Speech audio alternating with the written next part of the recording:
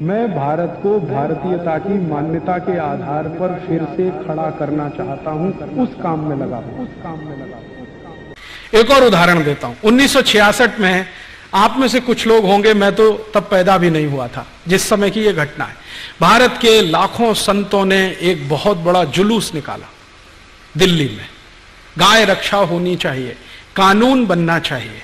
गांधी जी तो तब थे नहीं, विनोबा जी थे, गांधी जी के शिष्य थे। उनका आशीर्वाद लेके बहुत बड़े बड़े साधु संत इकट्ठे हुए। स्वामी करपात्री जी महाराज, जो शंकराचार्य के स्थिति वाले संत हैं, वो उन्होंने लीडरशिप लिया, गोरक्षा होनी ही चाहिए। लाखों साधु संत इकट्ठे हुए और उन्होंने कहा कि हम संसद को घेर लेंगे अगर सरकार गोरक्षा का कानून पारित नहीं।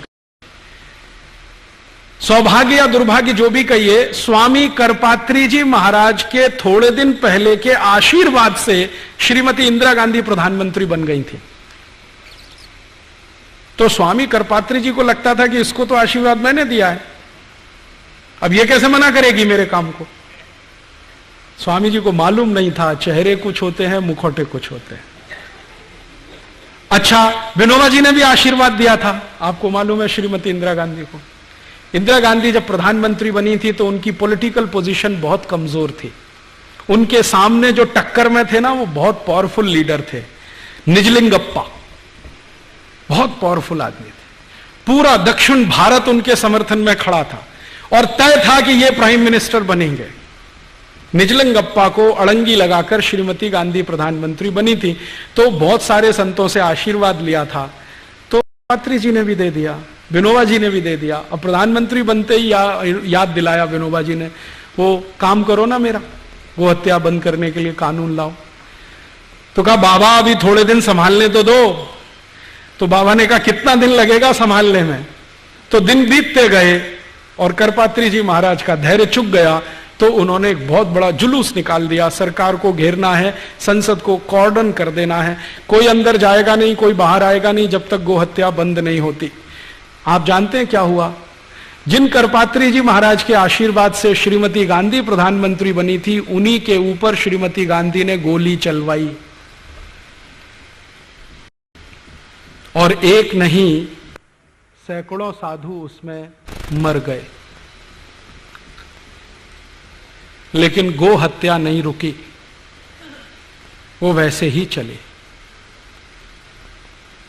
उसके बाद स्वामी करपात्री जी ने, उनके शिष्य बताते हैं, मैंने कभी उनसे सीधे बात नहीं की, स्वामी करपात्री जी ने श्राप दे दिया। और वो ये कहते हैं कि उसी श्राप का दुष्परिणाम है कि जिस तरह से श्रीमती गांधी ने गोलियां चलवा कर मरवाया था गोरक्षा भक्तों को, उसी तरह से श्रीमती गांधी मारी गई।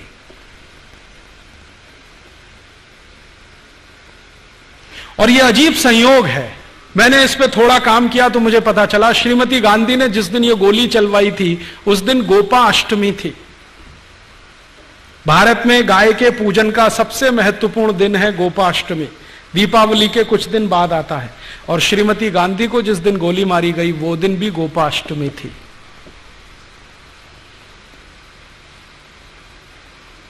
यह सब हुआ लेकिन गो हत्या नहीं रुकी। विनोबा भावे जिन्होंने आशीर्वाद दिया था श्रीमती गांधी को, वो जीवन के अंतिम दिनों में डिप्रेशन में चले गए।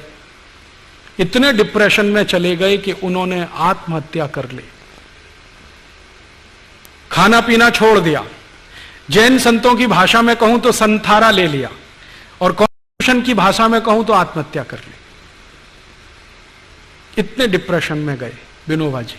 और विनोबा जी बार बार एक प्रश्न पूछते थे कि मैं कोई बहुत बड़ी मांग नहीं कर रहा हूं, एक छोटी सी मांग है कि गाय का कत्ल बंद करा दो, कोई बहुत बड़ी मांग नहीं है, संसद के सब सदस्य मानते हैं, मेजॉरिटी संसद इसके साथ में है। और उन्होंने कहा कि गाय का कत्ल बंद हो जाए तो ये देवनार कत्ल खाना बंद हो जाए जो मुंबई में चलता है, जिसमें 26,000 जानवर आज रोज कट रहे हैं, उस समय 11,000 कटते थे। छोटा सा प्रश्न था, नहीं हुआ और वो वहीं छूट गया। उसके बाद अभी थोड़े दिन पहले जब एनडीए सरकार आई तो बड़ी मुश्किल से एक बिल तैयार करके संसद में पेश किया गया कि गाय की हत्या तुरंत रुकनी चाहिए, कानून तुरंत बनना चाहिए। सवेरे बिल पेश किया गया, शाम को वापस ले लिया। श्रीमान अटल बिहारी वाजपेयी की सरकार ने सवेरे विधेयक पेश किया सरकार की तरफ से, शाम को वापस ले लिया, यह कहते हुए कि इस पे बाद में बहस होगी। मैं आपको यह सुनाकर क्या कहना चाहता हूं, हिंदुस्तान में गाय का कत्ल बंद हो जाए ये हमारी सद इच्छा है, लेकिन गाय का कत्ल चलता रहे उसके लिए कोई बहुत बड़ा षड्यंत्र है, वो समझना जरूरी है। हमारी तो सद इच्छा है कि गाय का कत्ल नहीं होना चाहिए, लेकिन कोई बहुत बड़ा षड्यंत्र है इस देश में जो गाय के कत्ल को लगातार चालू रखना चाहता है। जब भी संसद में इस तरह की बहस होती है, कुछ ना कुछ इस तरह के सवाल खड़े हो जाते हैं। एक दिन तो मैं खुद संसद की दर्शक दीर्घा में था, उस दिन बहस हो रही थी इसी गोरक्षा के प्रश्न पर। मैं गया था कि आज देखें सांसद कौन किस समर्थन में है, कौन किस पक्ष में है। सारे सांसद एक बाजू में स्वर से बोल रहे हैं कि गोरक्षा होनी चाहिए। मुस्लिम सांसद जीएम बनातवाला ने कहा कि अगर बिल पास होता है तो पहला वोट मेरा, गोरक्षा के समर्थन में। उनके साथ दूसरे मुस्लिम सांसद खड़े हो गए, हमारी आपत्ति नहीं है, आप कानून बनाइए। अभी एक महिला खड़ी हो गई, उसका नाम है सुश्री ममता बनर्जी। उसने कहा गाय का मांस खाना मेरा मौलिक अधिकार है, उसका क्या होगा?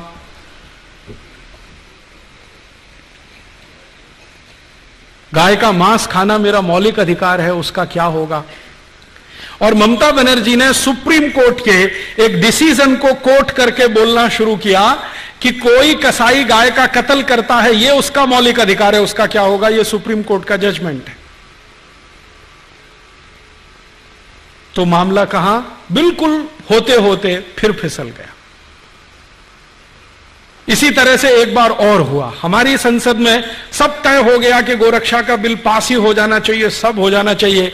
एक महामहिम भारत देश में राष्ट्रपति पद का चुनाव लड़े हुए एक व्यक्ति जीजी सोएल खड़े हो गए कि मैं गाय का मांस खाता हूं, मेरा क्या होगा? तो मैंने उनको एक खत लिखा था जिसका जवाब उन्होंने नहीं दिया। मैंने कहा आप गाय का मांस खाते रहिए अपने घर में काट के, ये कत्ल खाने तो बंद होने दीजिए। आपको गाय का मांस खाना है, आप अपने घर में कत्ल करिए, काटिए उसे, खाइए। आप में हिम्मत है तो अपने घर में गाय को काटिए, खाइए। आपकी बीवी बच्चे भी आपको देखें उसको काटते हुए, खाते हुए, पड़ोसी भी देखें आपको काटते हुए, काटते हुए, और अगली बार आप राष्ट्रपति पद का चुनाव लड़ें तो सबको पता तो चले कि ऐसा व्यक्ति इस देश में राष्ट्रपति बनना चाहता है। जवाब नहीं दिया उसके बाद, क्योंकि इस तर्क में क्या बुराई है? आपको गाय का मांस खाना है, ठीक है, खाइए ना, घर में काटिए, खाइए। ये कत्ल खाने क्यों चाहिए आपको? ये तो आपके मांस की सप्लाई नहीं करते, ये तो एक्सपोर्ट करते हैं सबका सब। आप खाना है तो घर में काट के खाइए। उसके बाद बंद हो जाती है सारी बहस। पिछले आजादी के 58-59 सालों में संसद में 4 बार गंभीरता से गोरक्षा पर बहस हुई है, प्रस्ताव पारित होने तक आया है, वोट करने तक नौबत आई है, लेकिन किसी न किसी कारण से वो अटकता गया है। कभी पंडित नेहरू के इस्तीफा देने की धमकी के कारण, कभी हमारे देश में सुश्री ममता बनर्जी जैसे खासदारों के ये कहने के कारण कि मैं गाय का मांस खाती हूं, मेरे मौलिक अधिकार का क्या होगा, कभी जीजी सोएल के कारण, और कभी सवेरे विधेयक पेश किया और शाम को बहस करेंगे दोबारा, ये श्री अटल बिहारी वाजपेयी के बयान के कारण। हर बार यह हुआ है।